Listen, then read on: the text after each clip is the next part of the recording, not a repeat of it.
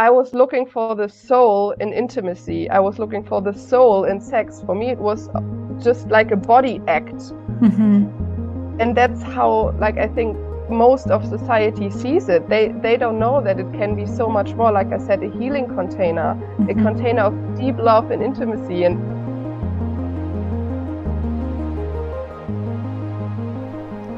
welcome to the Sound of You podcast.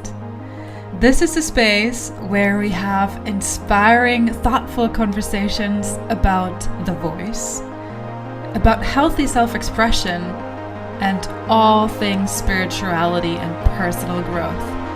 My name is Friederike. I am your host, and I am so excited that you're here. Let's get started. Hello and welcome to this week's episode of the Sound of You podcast. Before we get into the content of this episode, I want to make you aware that I am offering an exclusive 7-week online group journey called The Sound of You Initiation into Self. You are going to be 7 people in this group, and the focus is going to be on truth, on accessing your own inner truth and bringing it outward to the world. And now some people may say that working in a group isn't quite as effective as when you work with me one-on-one. But let me tell you, it's going to be different. Because why? When it comes to speaking your truth, it is about doing that in front of other people. It is about speaking your truth with yourself and the world. Not just me, not just a coach. And this is about exploring and expanding your boundaries. And it is also about working and accessing the power of your sound. So if you are ready to access and express your truth in all areas of your life, be sure to sign up for this one, because when the 7 places are booked, they're booked.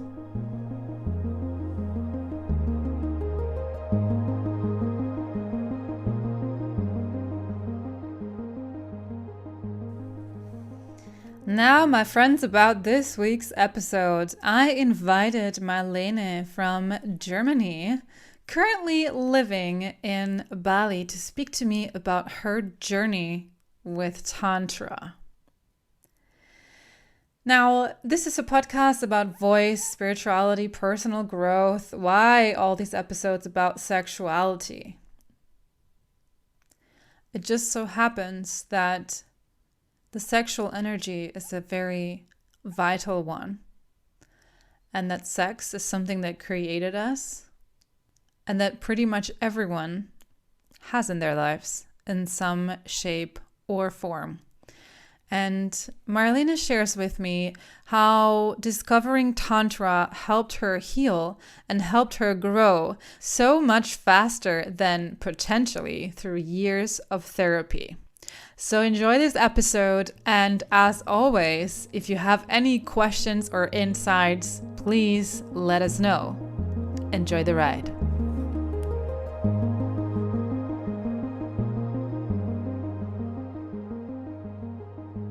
Hello, everybody, and welcome back to the Sound of You podcast. Today, I have another really beautiful, amazing, inspiring interview guest here. Her name is Malene.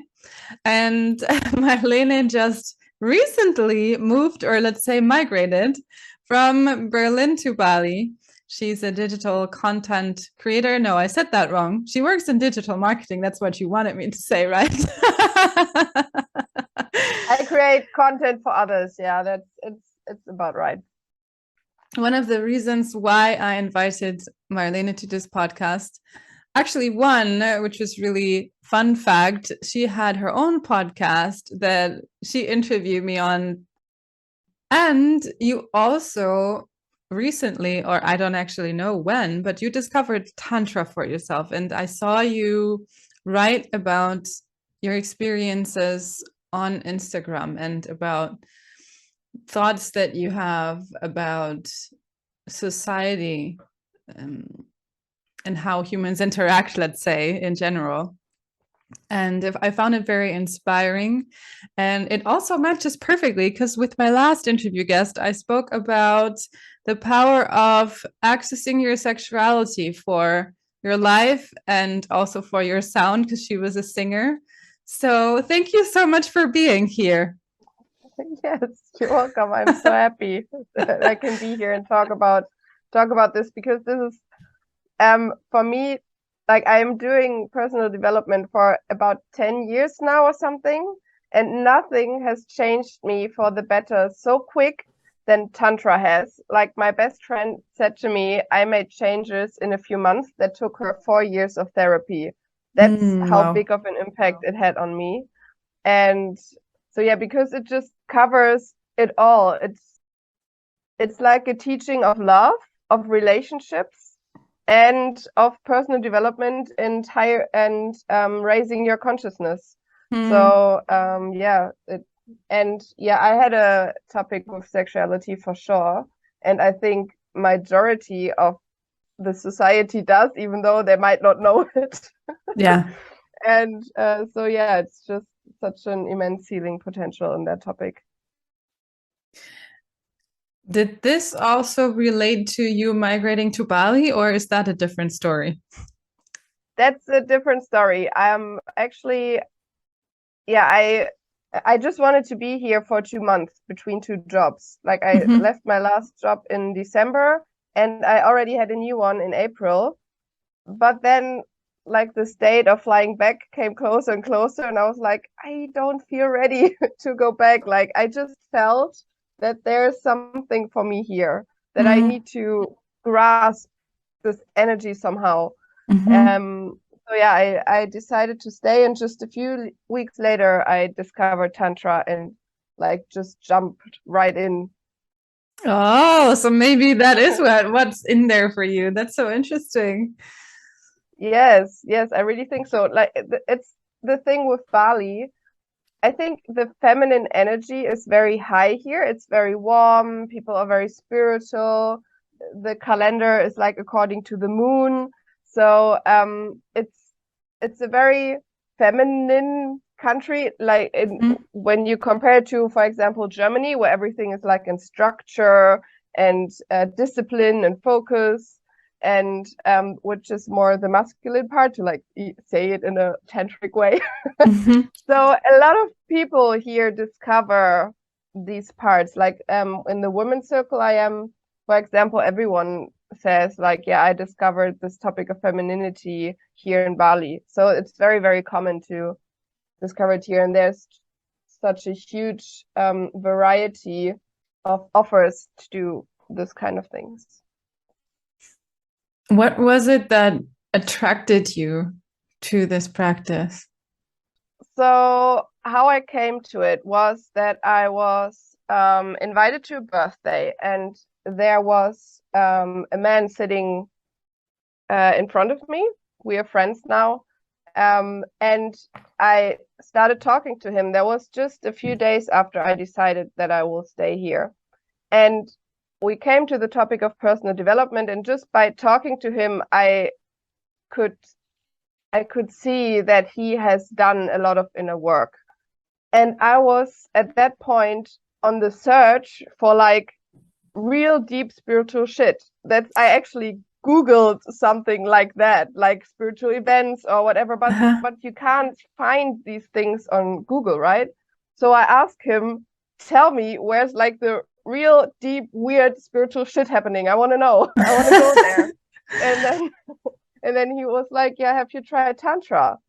And my first reaction was like, oh, I thought that's something I would do with my boyfriend, and I'm single now. And he was like, no, it's actually very good for you when you're single too. And a week later, we went to the first Tantra event together, and it was really surprising. Like, first of all, I of course also had the stigma that most people have. Do I have to have sex with strangers here, or like what's gonna happen? And of course, like he already said, like, of course not. Like, you will be having your clothes on the whole time. And then my fear was it, and I also discovered that in most people, is, oh, but what if I don't want to do stuff with someone? Because you do partner exercises, yeah. But what you also learn is how to set boundaries. Like the first thing in Tantra is that you learn how to connect to yourself, how to connect to your body, and feel your own boundaries and express them. You learn also to express them. So actually what I found out is that saying no wasn't a problem, because when I say no, I'm safe, right? I'm in my space, I'm alone, I'm safe. Yeah. The actual problem was, or the challenge was and still is, and I also got that feedback from other women who attend these kind of workshops, is when you feel a yes to someone, like when you want to come closer to someone, because then the insecurity hit you, you know? Yeah. Then it's like, oh, does he even want that? Does he like me? Like that's actually the real challenge. It's not the no, it's the yes that is the challenge. So that was like the first thing I found out at this event. That is so interesting. Yeah. It is. Yeah, and I just felt a lot of changes. Like it was just one evening, and 2 days later I was at a festival, like just a normal music festival, and I noticed so severe changes in me, because when I dance, I like dancing on my own. I don't want anyone to disturb me. And when like guys approach me, I feel weird and I just want to run away. I don't know how to handle it, because I just don't like this energy. I felt very unsafe in it. But at that festival, I was dancing and guys approached me, and it was the exact same energy that we practiced to be in at this Tantra event. It is a kind of sexual energy that is flowing there when you dance, right? So it was the exact same energy I was practicing in a safe space at this Tantra event. And all of a sudden I felt good in it, because I was like, okay, I can dance now. I can say no at any point when it's too much for me or not. Like, and I was like, oh my God, this never happened to me, that I actually enjoyed dancing with someone like that. And I also noticed, and this is a bit vulnerable actually, but I will just say it. So I was always a bit judgmental of like women who dance like very sexy on the stage, like next to the DJ or something, who like shake their ass. And I was always like, oh yeah, they just want the attention, right?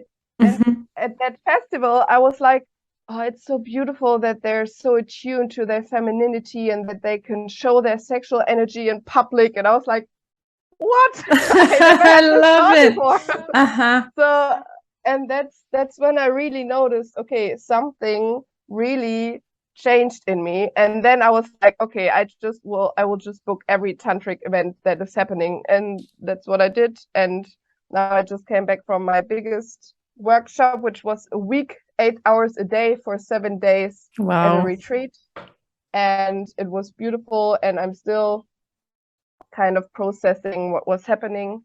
But yeah, and I want to say I never had sex. We were never naked. And so because real Tantra is happening in a safe space. And that's actually also how you can distinguish the dodgy tantric events who claim to be tantric events but are actually not, from the real ones. Is you can distinguish them by when more men sign up and they have problems getting women to attend, then it's probably an unsafe Tantra event. And it's the other way around with like the real safe Tantra events, because men don't want that much spirituality, which is a huge part of the Tantra teaching. It's all about raising your consciousness, right? And like the dodgy ones are about kinky and sex, and that's what women don't like, right? Because they want a safe space, and that's what attracts all the men. So that's how you can distinguish them. Interesting. Yeah. Wow. I mean, what you just said about boundaries, when most people, or I've been in the spiritual scene and in the coaching scene for so long, and I know you have, and I always feel like when most people talk about you have to learn how to set boundaries, it's like you have to learn how to say no. And that's true, of course. You know, a lot of people have issues with saying no, but then that's really just 50% of it. You know, the other half is, okay, what do you like? And what do you go for? Because then, like you said, if you say yes, then you also tap into insecurity of what might come, or, oh my God, I might actually like it. So what then? You know, Yes. like, oh my God, Yes. I could enjoy it, or I could be happy or not. And then I might have to say no again. I don't know. Or I could be rejected for what Yeah. I want. I could be embarrassed of Yeah. what I want. Yeah, that's a topic I work on right now. So, but that's far more uh fearful. No, what's no Scary. scary. That's it. That's far more scary. Far more scary than saying no. Yeah. And I feel like, because I know that I have a lot of spiritual people who listen to this podcast, like, I just want to encourage you to also tap into your yeses and not just into your no's when it comes to boundaries, and see what that does. Because isn't that really, like, we all want more joy in our lives, you know, and more pleasure. What if it comes? What if it comes? And like, what do we have to do? We have to actually go out and go for what we like. We really have to put ourselves out there to get what we want. Does sexual energy feel different to you now in your body? Like, do you perceive it differently in general? Perceive it differently. Well, what I learned a lot about sexual energy is that it's the energy that creates. It's not just to have sex, and it's not just something that is happening in our genitals, and then we, I don't know, have some penetration and then it's gone. But we can, in Tantra, really learn to move the energy through our whole body. And, you know, a lot of people are tired, like after masturbation, for example, because then you masturbate, then you come, and then you're tired afterwards. But you can actually, and that's what I'm training right now. Like, I'm not a professional yet. But I'm training, like, to move this energy when I can feel it in my lower body. There are techniques to move it up and to actually get energized from it, and then you can, like, put it into your creations. Like, when I write a text, I can use it to create the content. I can use it for sports. I can use it for a conversation. It's like this life-giving, life force energy. So it's not just used for sex. That's what we learn in Tantra too. It's making me really want to go to a Tantra seminar now. I actually should. I mean, everyone should. I actually think so too. I think it would be very, very healthy. I did read up on something some years ago, as I was always curious, and you know, I've experienced some form of abuse also when I was a child. So this was always a thing for me, where I always felt, is this like a sex thing so healing, the only thing that there is to it? So I have explored quite a bit kind of on my own, but hearing you talk about it is making me want to maybe actually go to a real life event.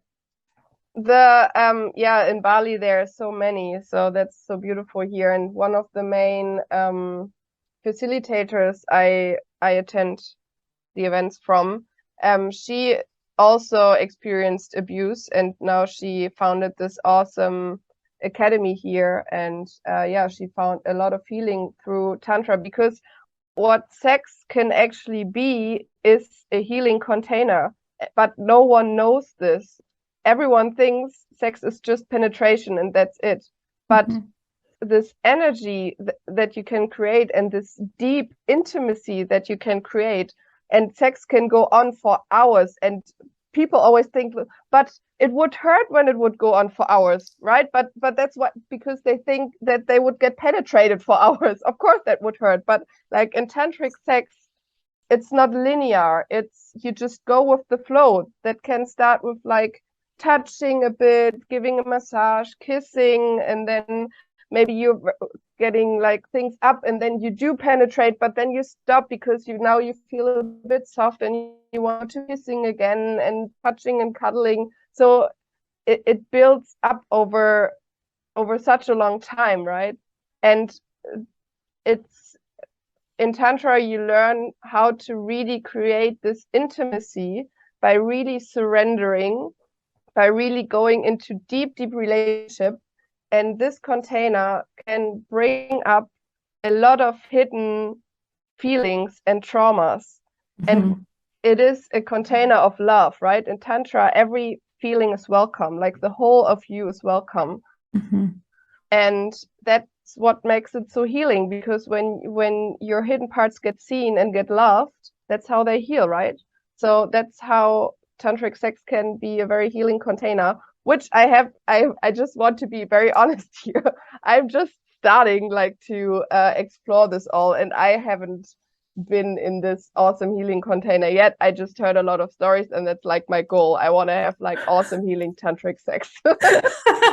Maybe after this podcast you will. Yeah, it's hard to find.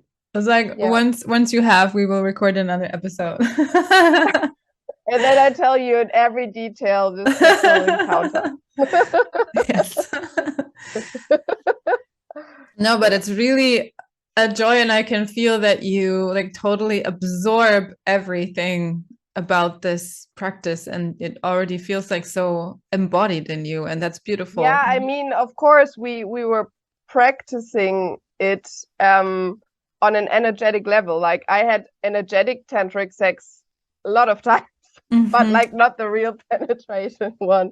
But yeah, we do move a lot of sexual energy between us, between men and women, and we learn to create this polarity between men and women, or between not men and women, because that would like exclude the homosexuals, but between the masculine and feminine, which can be also like a man could be more feminine than a woman, right? But there needs to be a polarity, like one has to be more masculine and one has to be more feminine to get this attraction, the sexual tension. Yeah. And yeah, most of the time in homosexual relationships, there's also one that has more masculine energy and one has more feminine energy, so they attract. And often in like heterosexual relationships, they're just friends, right? Like the sexual tension has died, because often like in our days, in our society, the women get very much in their masculine. They want to be demanding and they want to be the leader, and they do all this work stuff, and that's all good. They need it in in their work environment, for example. But when you're relating to your partner, you should go more into your polarity that you feel at home in. So your feminine polarity, for example. So you attract this, so you create this tension, the sexual tension between you and your partner. Yeah.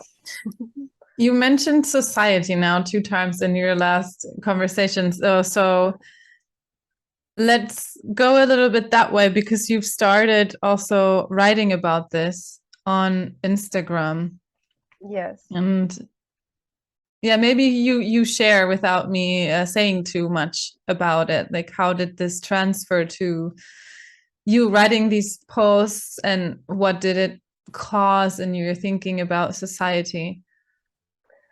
So first of all, I of course have my own story with sexual energy. Like I always knew sex as society knows it, right? It's like a little bit of foreplay, maybe 2 minutes, then you penetrate, then you ejaculate, and then it's done. Or like the man ejaculates most of the time, the woman, when she's lucky and it's easy for her to get an orgasm, then maybe she too, but then it's done. And I think pretty early, from the age of 23 or something, I had it the first time that my body gave me a panic attack when I had sex. So my body was saying, I don't want what is happening here. And I was very confused, and I was like, what's wrong with me? And this actually got worse and worse over the years. And I just thought something is wrong with me because I didn't enjoy sex as much as others did. And or said they did. Yeah, or said they did. And I just blamed it all on me. But I didn't know what else to do, right? So it really got to the point where I withdrew, where I just got away from any sexual encounter because I just didn't know what to do. I was searching for something, but I didn't know for what. Like I knew that I have to heal something here, or that there's something missing, but I just had no idea. So I just stopped having sex, like even with my last boyfriend. Maybe in the first 3 months, every sex is good, right? Because it's all exciting and new, and you're like full of this crush hormones and stuff. But after that time, when the relationship lasted longer, I again said, sorry, I don't enjoy it. I don't want it. It's not for me somehow. So I really got on the search, and I did an online course in Germany before I came here as well, but it really didn't do much for me. And yeah, and then I discovered Tantra, and then I was like, this is what I was looking for. Like how the workshop facilitator from the retreat called it. I was looking for the soul in intimacy. I was looking for the soul in sex. For me, it was just like a body act. And that's how, like, I think most of society sees it. They don't know that it can be so much more. Like I said, a healing container, a container of deep love and intimacy. And I was just, as I was discovering this and had this huge relief, oh my God, nothing is wrong with me because I don't want it. I just thought I want to share it with the world. Like there's nothing wrong with you if you don't like it the way it is. And yeah, everyone should do Tantra. That's my opinion. Yeah, that's why I started to share these stories on Instagram. Yeah. And I know you shared with me that wasn't always completely easy. Do you feel like talking about this a little bit? Yes. So of course, when you share something that intimate about a topic that couldn't be more of a taboo, well, there are probably topics more of a taboo than that, but it's such a sensitive topic, and it's so fucking intimate, right? So I was putting myself out there for everyone to see it, including people I work with. And it was just after 1 or 2 posts, someone pretty close to me, they said to me, it's unprofessional that I post about sexuality on social media as a social media manager. And he made me fear that I will lose all my clients now, and that I will have difficulties attract new ones. And so this fear really hit me then, because I mean, I'm self-employed. That's what I live off, right? Yeah. And a day or two later, one of my main clients indeed did bail on me. And he does follow me on Instagram. He didn't say, of course, that it was because of that, but it was very sudden, and it just fit so perfectly into this fear, right? And then, but I noticed that I didn't went into panic mode. I went into panic mode actually when they told me that it's very unprofessional and that I will lose all my clients now. That's where I like even asked my community, please give me some assurance here that give me some love. I really need it right now. Yeah, but when that client left me, I was like, okay, if he really left because of that, like I won't hide. I won't hide who I am, and I won't hide this message that is just bursting out of my heart. So, and I will just trust that I will attract the right things that are meant for me now. I went into trust, and of course into more marketing for myself on LinkedIn. And I did attract new clients, and the awesome thing about that is that and it's LinkedIn, right? It's a business platform, so you attract business clients. I just want to say that here. So, and with one, I had an introduction call. So it was the first time we saw each other after they sent me like the question if I'm available to work with them. In the introduction call, I said, "Oh, I can't start next week because I'm going to be at a retreat." And she was like, "Oh, what kind of retreat?" And I was like, okay, I'm just gonna say this now because authenticity and stuff. I really wanted to test it, right? So I said it's a tantra retreat, and she was like, "Oh, that's so awesome because I think it's so important to have like feminine and masculine energy, and that they support each other and that they're balanced and whatever, whatever." And I was like, amazing. So I really knew that I attracted just the right clients, and we just started off last week, and we're so aligned in our values, and I have so much fun working with them, and it fulfills me so much to work with them. And yeah, another client came, and they're like a personal development platform, so it was very easy they also asked like what kind of retreat, and I was like, yeah, it's a tantra retreat. And I just assumed they know what I'm talking about because they do personal development themselves. So now I'm really working with clients that are very fulfilling for me, and that is just the best feeling in the world, to have nothing to hide. I love this so much because it's really like, this is what it's all about, right? You find what is your truth and then you express it, and then people can resonate with it or not. Fine, but there are so many people in the world.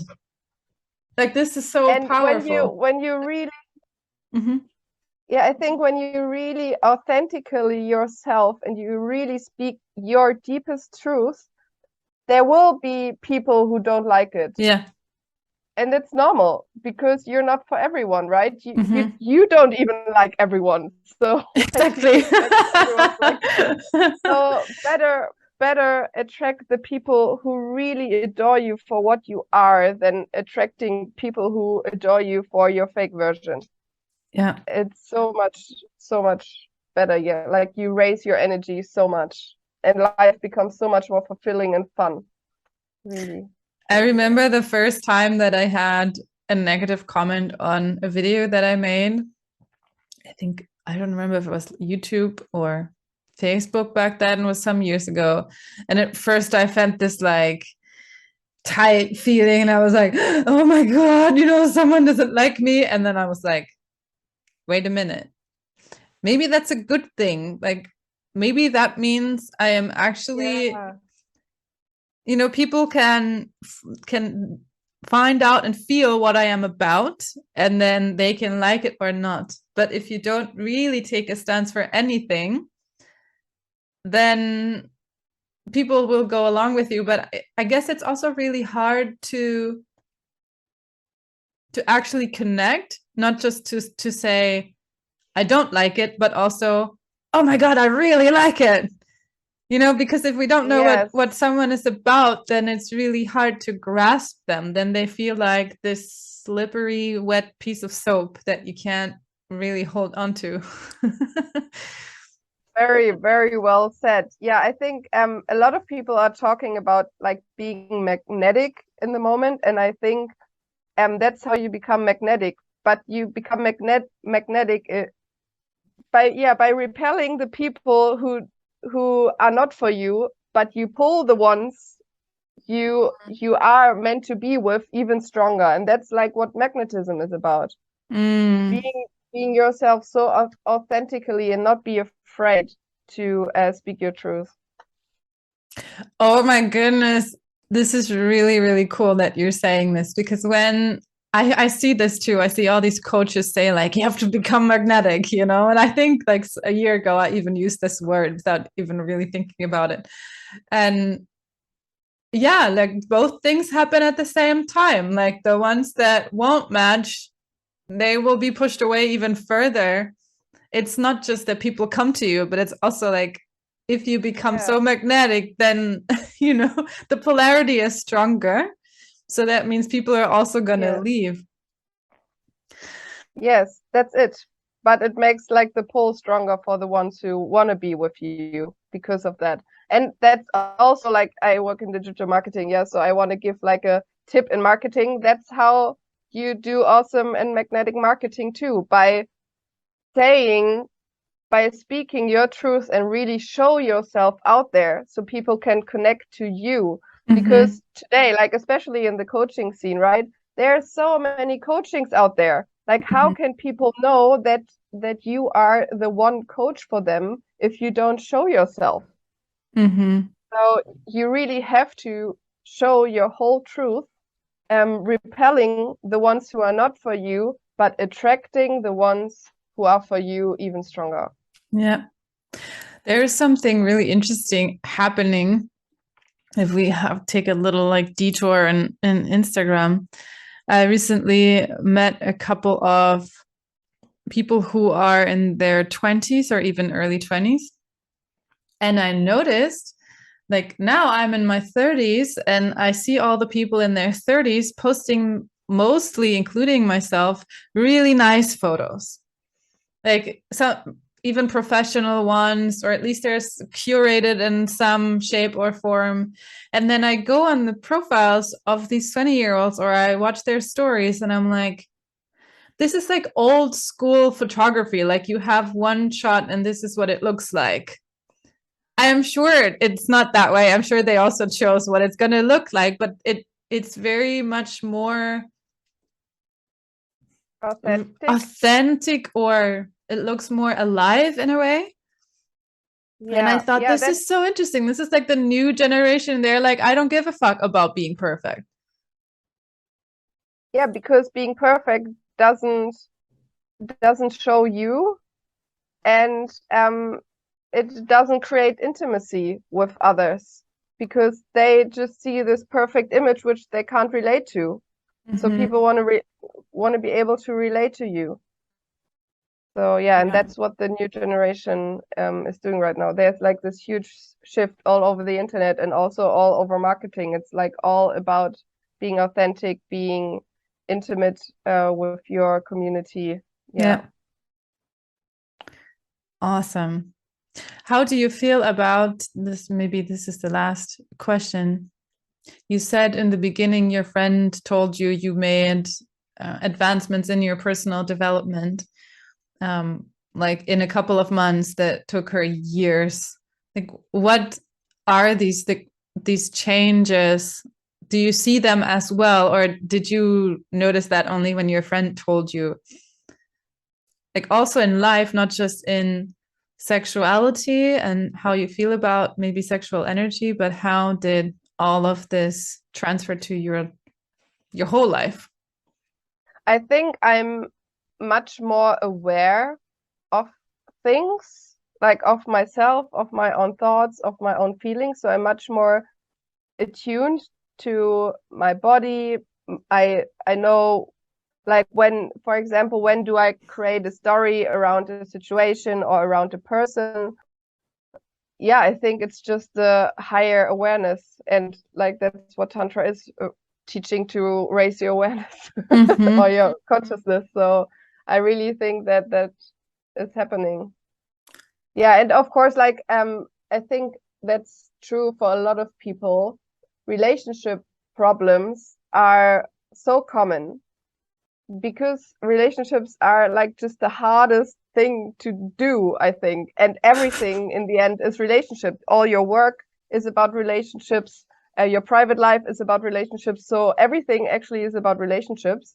And Tantra tells you how to do relationships. It's a teaching to, teach you how to do relationships. And if you can master that, then you have such more flexibility in your life, or so much more power in your life, because you just powered like the most important skill out there. Yeah, and totally.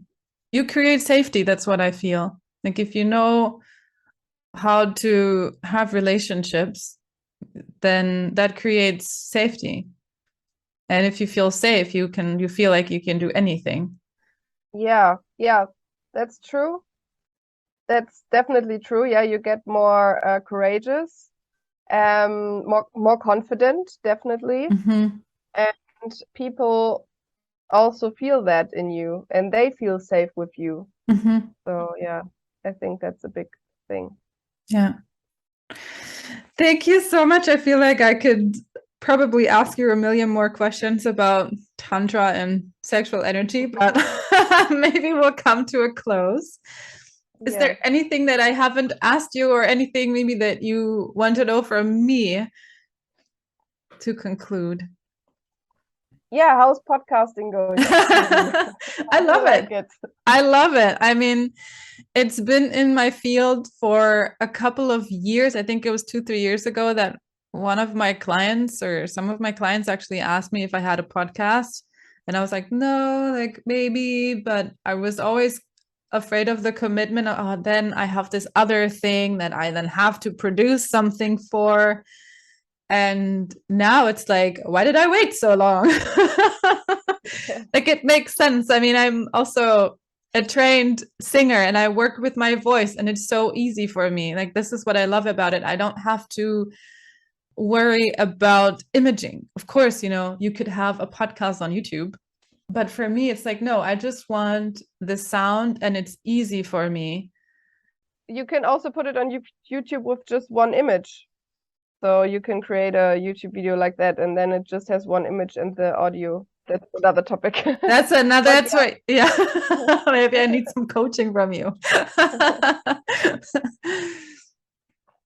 Yeah, but no, I love it. And for everyone who is listening to this, thank you for being here. It's just a joy. It's just, I feel like I found my medium finally. Oh, that's so awesome. Mm-hmm. I'm very happy for you. All right. So if anyone needs, well, what is your accurate job description now?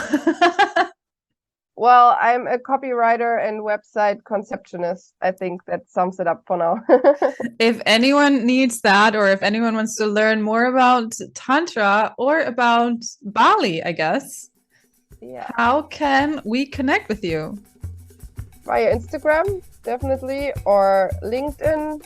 Yeah, text me if you want. If you have any questions, if you're in Bali, let me know. I'm happy to catch up and give you some recommendation for the best Tantra events here.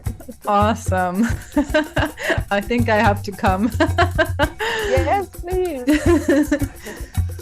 All right. Thank you so much. Thank you. Thanks everyone for tuning in, and see you next time, or hear you next time. Bye. Bye.